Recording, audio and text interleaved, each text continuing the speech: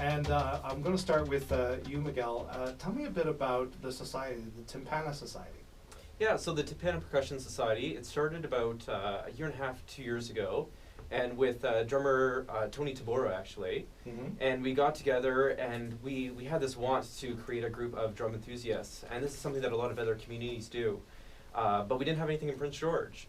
And we have so many fantastic drummers around here. I worked with the Prince George Symphony as well, was involved in the community band as well, and there's so many drummers that want to do more. So Tony came and he kind of kicked me in the butt to do it, and we got it started, and right away we had a couple members that jumped in.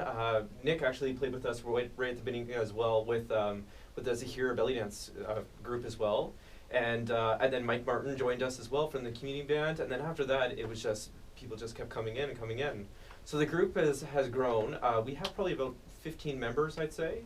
But the group works as very much as drum enthusiasts, but not everyone can commit to everything. So we usually have a nice core that plays most of our stuff. And then we have a kind of a non-committal who can join us when we have certain gigs. And that way people even touring through Prince George can end up joining us, which has been wonderful. Nick, what was your impetus to join up? Big thing, like I've been an instructor and a player for 10 years, and when I met Miguel and all the rest of the guys, it was just a great opportunity. Actually, Tony was the one that first introduced me into percussion and taught me and kind of got me involved on, you know, the difference between playing the drum kit to playing the percussion side, and it was just phenomenal. Playing with the belly dance group is such a organic and amazing feeling, because you have these dancers going to the rhythm of your drums, and it's definitely an unreal experience for sure. I'll ask this to each of you, but when did you know the drum was the instrument for you? Miguel? So I've been playing for about 15 years, and I'm actually a late bloomer for drumming. I didn't start, in middle school we had to pick our instruments. You get your clarinet and your recorders and all that stuff. And you couldn't pick your instrument until grade 7, but they had the drum kit always set up in the corner there. And so in grade 5 and 6, I looked at it, I'm like, in grade 7, that is what I am playing. And sure enough, I got on it in the grade 7, and I, learned how to play it, and over the 2 years, great. Grade 9, picked up my own drum kit. And then I ended up having lessons from a great drummer back in Niagara-on-the-Lake named Penner McKay, and he's just a drum collector like crazy.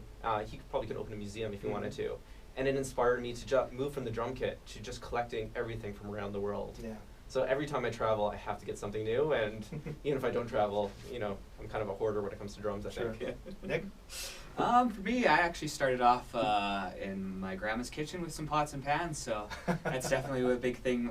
My family is very musical, and that just kind of all fell into place. That I went from, of course, the pots and pans to actually starting off with bass and trumpet, and then I eventually moved.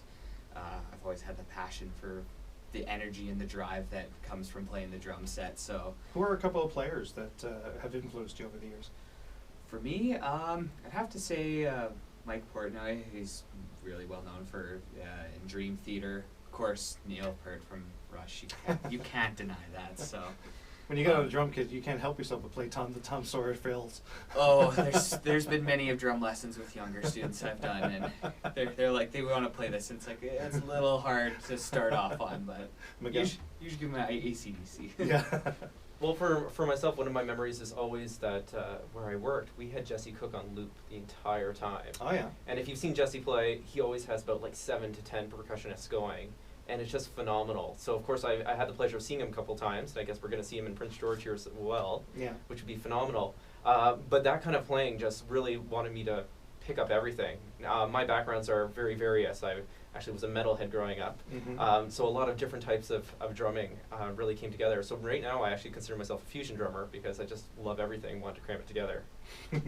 Now, you've been kind enough, well, we'll see how kind the audience thinks of this in a moment, but you've brought me in some percussion instruments here. Now, this is the one I've gravitated towards.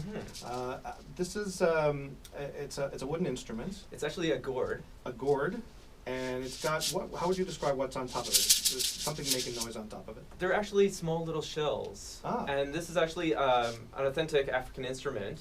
If you ever want one, Granville Johnson actually sells them, and he brings them directly in, and along with his beautiful drums too. Yeah, drum bass. So what's a basic rhythm that even I can learn?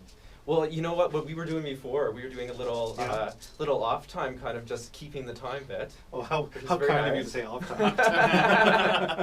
Well, we can do free time too, that works too. All right. But we have our basic, 4 on the floor kind of idea, right? Oh, you're already going for it, nice. And then we got our little backbeat that goes with it. Now it sounds simple, but this actually keeps us very much in time when we're doing larger gigs. You can imagine when you get about 10 to 20 drummers going, they tend to do whatever they want. So I think I once insulted a drummer by calling what drummers did keeping time.